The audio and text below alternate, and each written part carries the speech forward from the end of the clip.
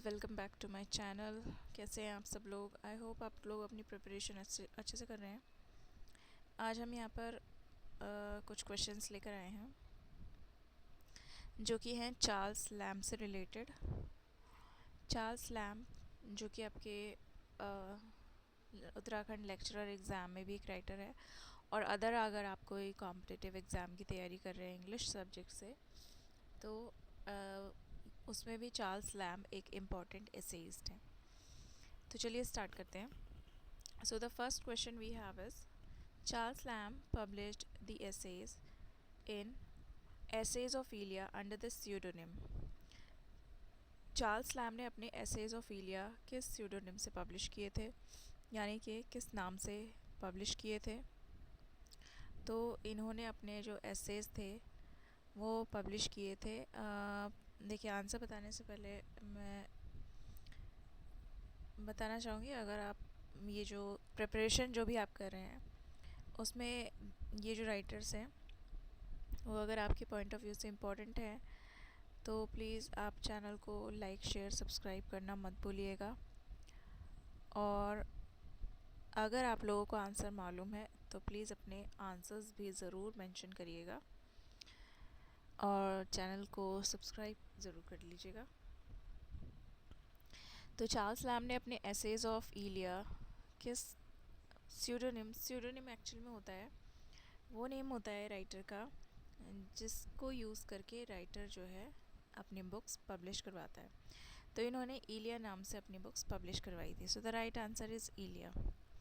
Now the next question we have is the name Elia was borrowed from. जो name है Elia, इसको कहाँ से इन्होंने बोरो किया था? So the right answer is, if you know the answer, please write down your answers in the comment box.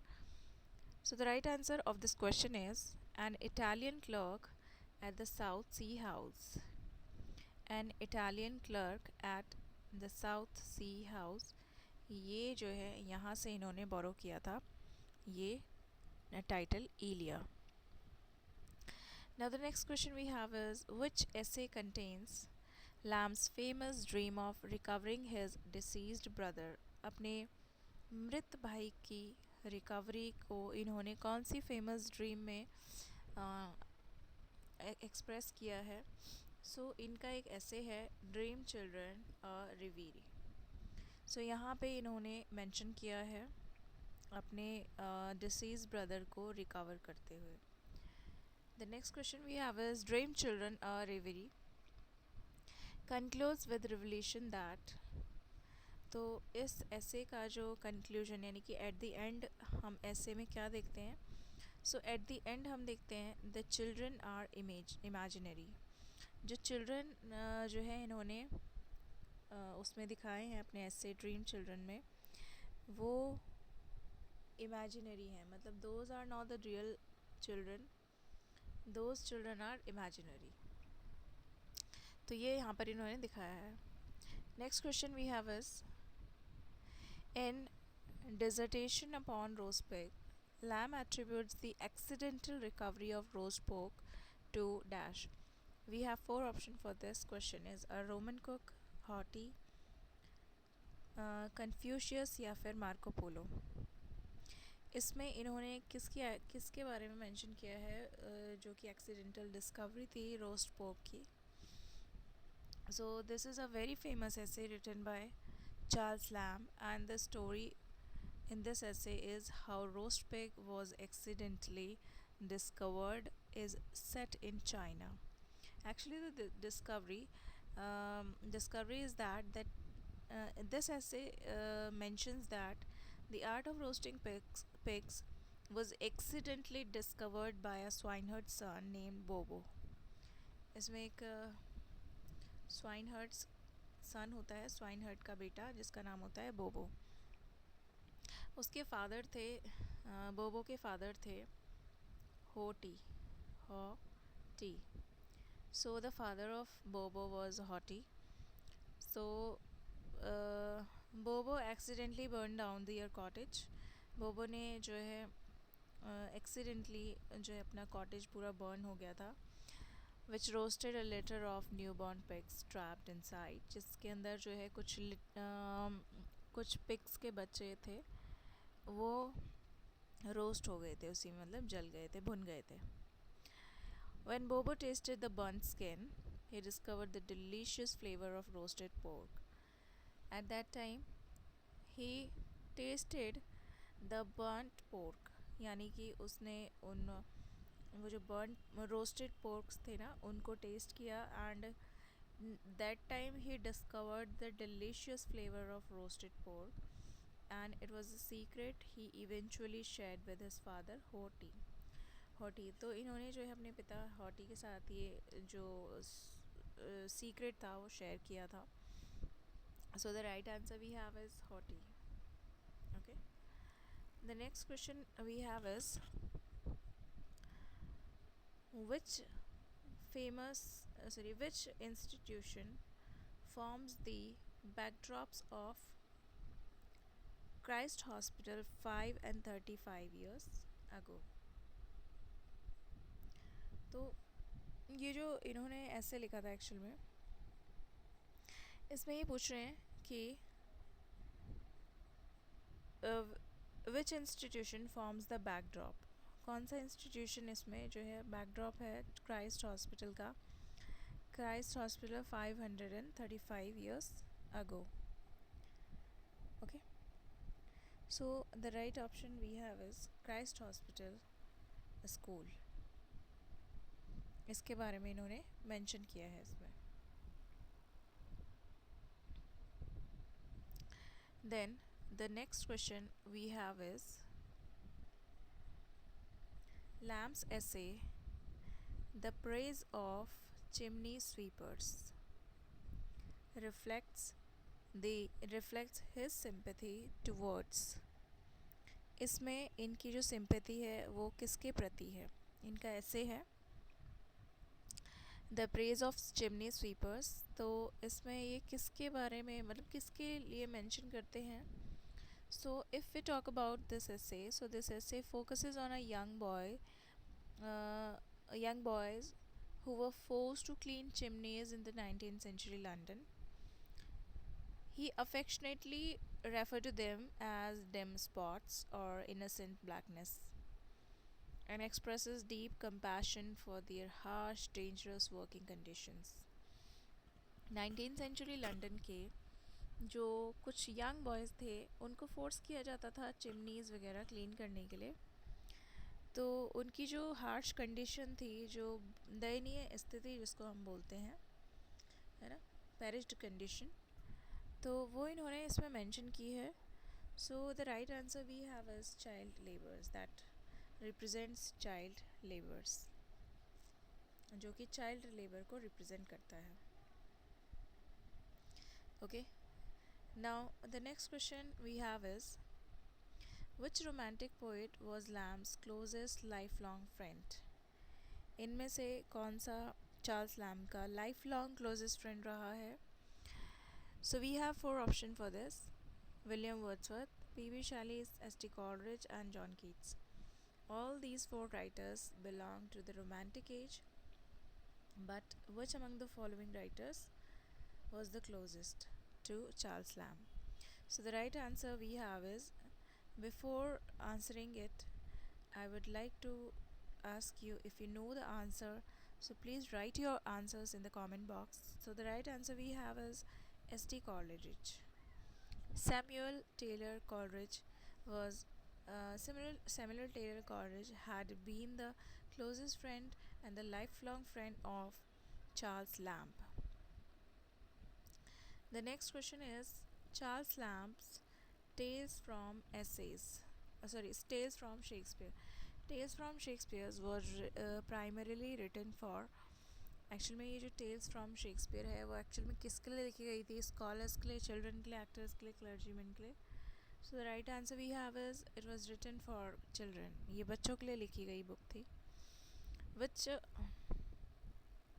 Next question is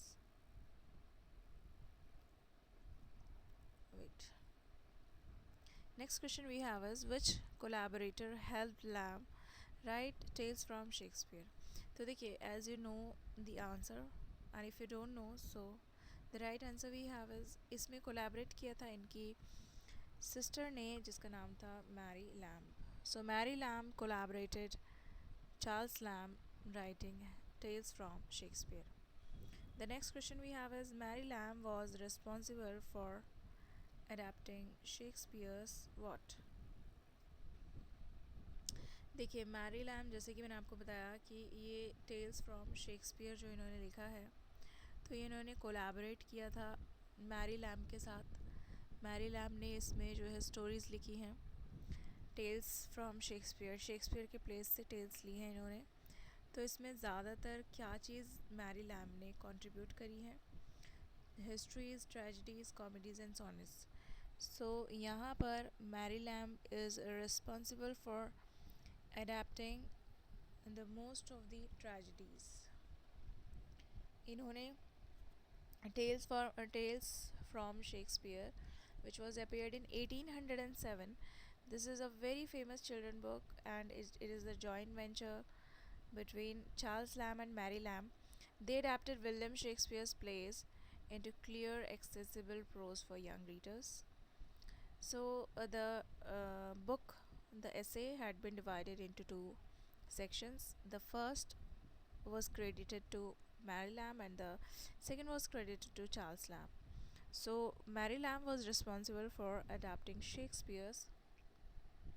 Mary Lamb ने Shakespeare की क्या चीज़ अडेप्ट करी थी? देखो वैसे तो इन्होंने, मैं आपको बताऊँ, कॉमेडीज़, ट्रेजेडीज़, हिस्ट्रीज़, ये सब बहुत ज़्यादा मतलब सभी कुछ लिखा है इन्होंने.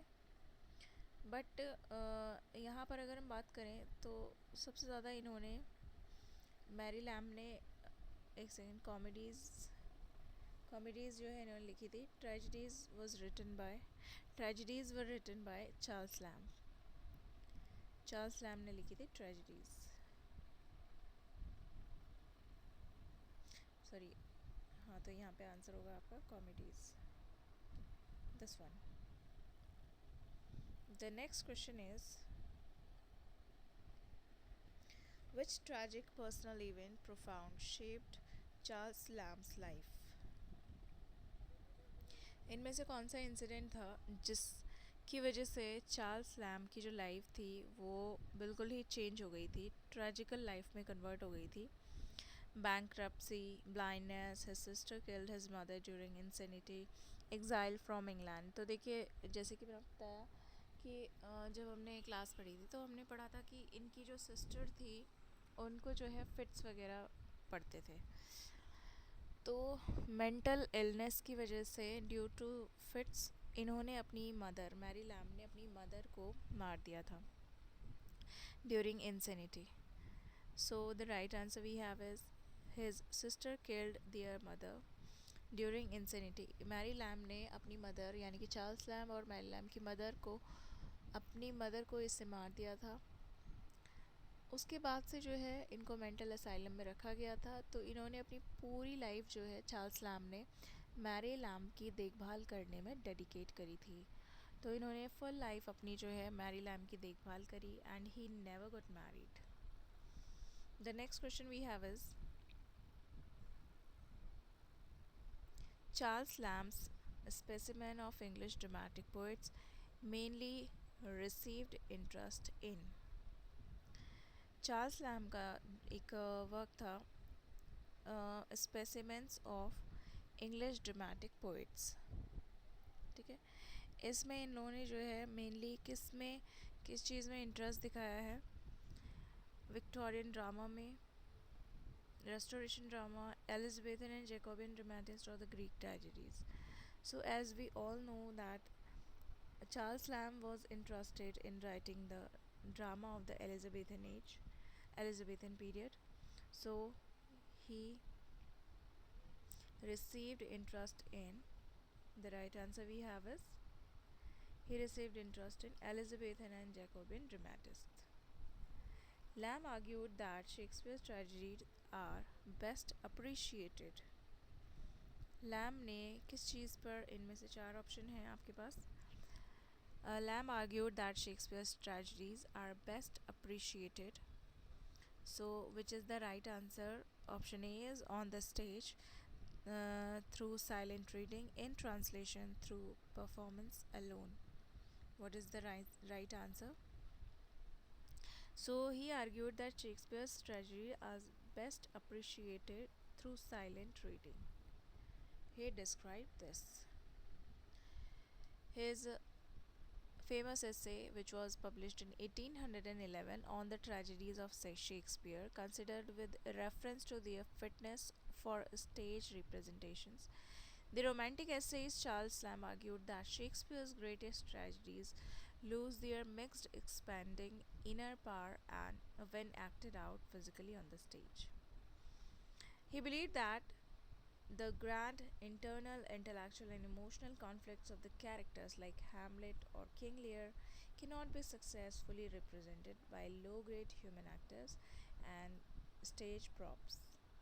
So we have the conclusion. What the conclusion we have?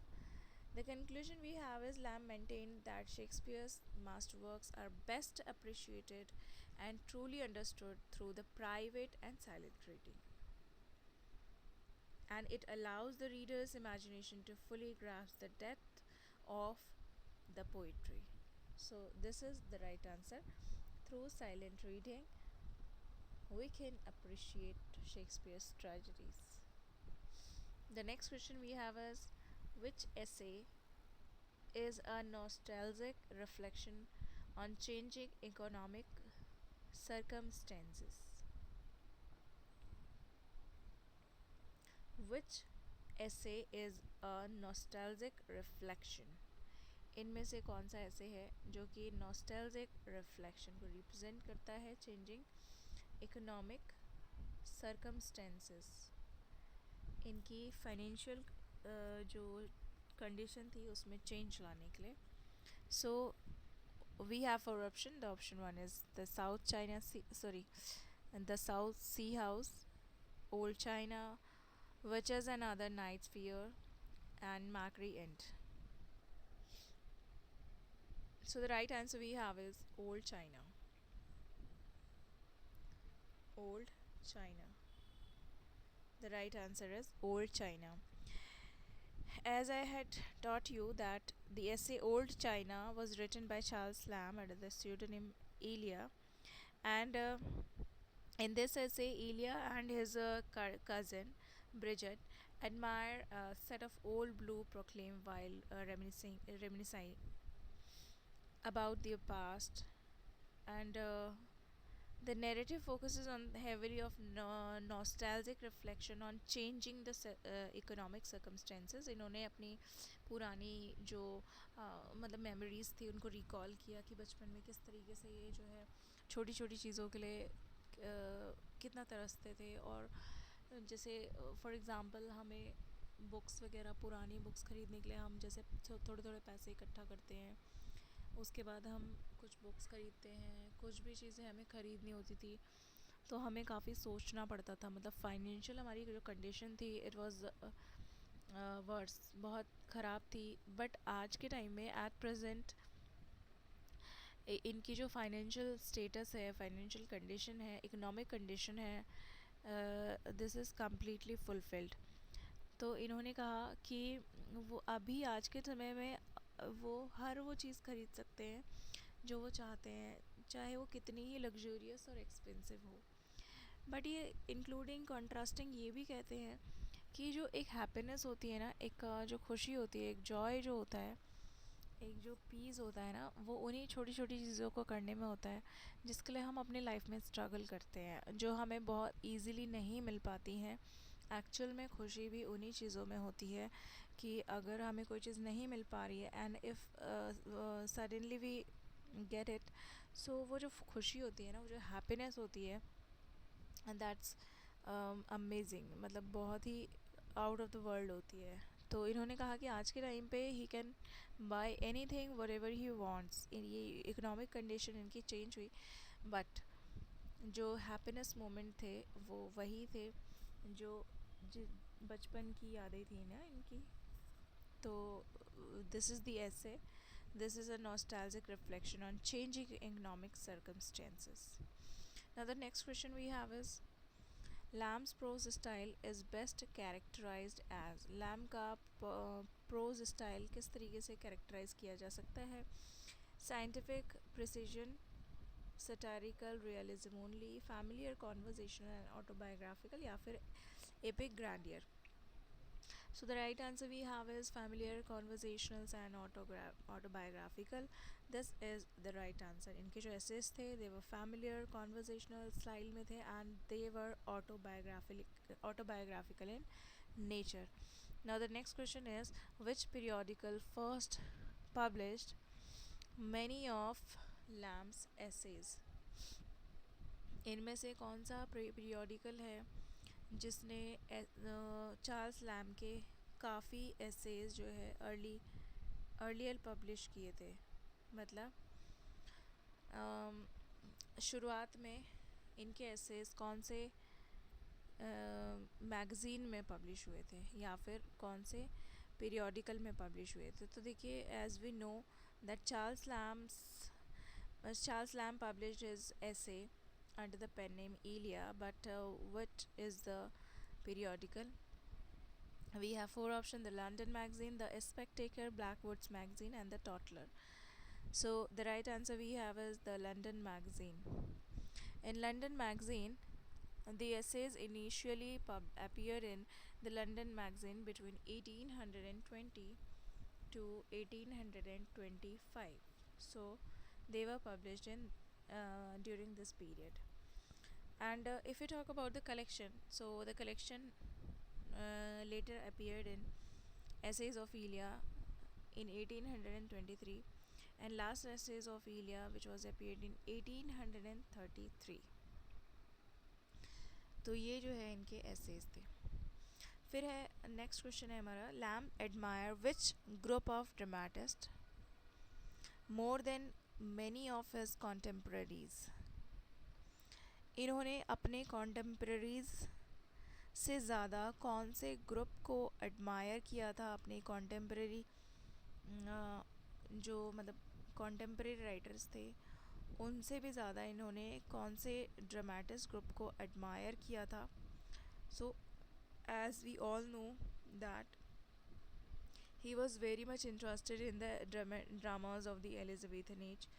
So the right answer we have is Elizabethan dramatist and other than Shakespeare. Charles Lamb was prominent 19th century English essayist and he held a deep lifelong admiration for the elder English dramatists. And in 1808 he published his very famous um, anthology, Specimens of the English Dramatic Poets Who Lived About the Time of Shakespeare. Through this work, he actively revived public interest in Shakespeare's lesser known contemporaries such as Christopher Marlowe, John Webster, Thomas Middleton, and John Ford. So, if we talk about on the tragedies of Shakespeare's, considered with a reference on the fitness for the stage representation, it was appeared in 1811. This is a very famous essay written by Charles Lamb, which argues that Shakespeare's greatest tragedies are actually unsuited for physical stage performance. They are not suitable for the physical performances. Shakespeare की जो इन्होंने कहा Shakespeare की जो tragedies है ना वो stage performances के लिए सूटेबल नहीं है. Actually he believed that acting out the plays is restrict the profound internal imagination and emotional depth felt with simple reading a text. यानी कि इन्होंने कहा कि when you read some text, जब आप कोई टेक्स्ट पढ़ते हैं ना तो वो हमारे पर्सनल थॉट्स और इमेजिनेशन को एक्टिव करता है, क्रिएटिव बनाता है.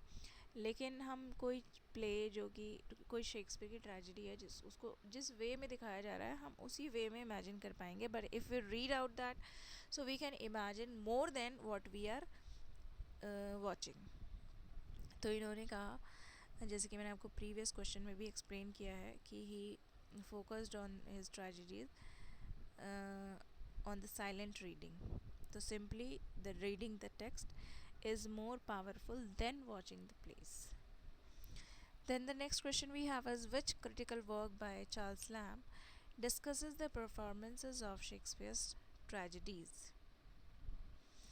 इनमें से कौन सा क्रिटिकल वर्क है, यानी कि कौन सा क्रिटिकल वर्क है चार्ल्स लैम्ब का, which discusses the performance of Shakespeare's tragedies, जो शेक्सपियर की ट्रेजिडीज़ की परफॉर्मेंस को डिस्कस करता है। कौन सा प्ले है इनमें से?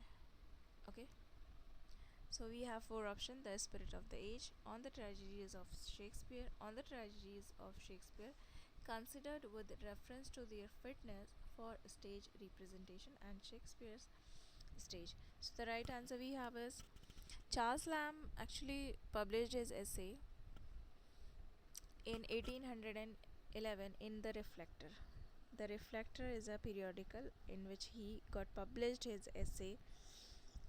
So actually Charles Lamb argues that the greatest tragedies of Shakespeare, especially King Lear and Hamlet, are too intellectually and emotionally profound to be successfully acted out on a physical stage. He believed, believed, उनका ये मानना था, that performance reduces the complex internal world of the character into the mere physical gestures. जैसे कि मैंने अभी आपको बताया कि when you read the book silently, when you read the play silently, that is more creative, that is more imaginative than the physical performance on the stage.